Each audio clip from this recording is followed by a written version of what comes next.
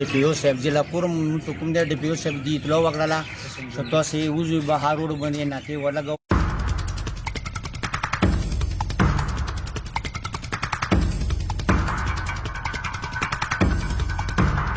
او په باندې 3 بجې ټایم به داسې وخت کې موږ ته اطلاع شوې وه د پورم ډیپیو صاحب ضلع پورم کوم دی ډیپیو صاحب دی اطلاع وکړله چې تاسې وځئ بهر روډ باندې ناکې ولګوئ. مو ناکې ولګولې په ټیپیانس روډ باندې ما ولګوله، ګل اکبر چیک پوسټ سره مو ولګوله.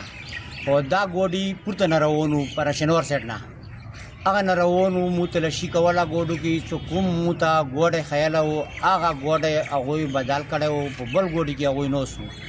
او په دې ټیم کې مو د تلشۍ په دوران سره دا ګوډی راغللو، مو سپیان وو هغه ته څه کله تلشي وکړله، هغه شای مجرمون چې کوم وو هغه یې ته نه برآمد کړلو. او څه ګوډي ته مو کله ویرولو ګوډی مو څه تلشي کو ګوډي کې تقریبا 39 کیجي دا هغه ورکېدي کې موجود وو. مو بس هغه نه فورا هغه ګوډی او سره د ملزمانو مو دلته تانې ته راوستو. او دې کې چې کومو ټوټل 3 کسان دي، 4 کسان دي خدا یو کوم دی دو اسې خدا خدا 3 کسانو کې کوم یو دی ارجنټ ټایم کې مو د 2 کسان هغه سره ونیولو دي، موټر کې 2 کسان موجود وو.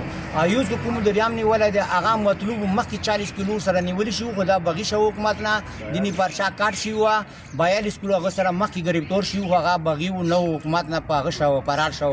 او په دې ټایم کې په ګل اکبر چیک پوسټ کې دا روغلو دی ګل اکبر چې کوم سکیورټي والا دی مسپیون دی هغوی دغه گرفتار کو پسې کې دغه دریم مجرم راوستلو. په موږ کې مو باته نه نیولې دي کوم ستوړه پرچینور نه وروړو پورته هغه ته پورته وبسلو چې دوی هر څه ته وولو نو دوی پاته مو ته نشو دوی شي ته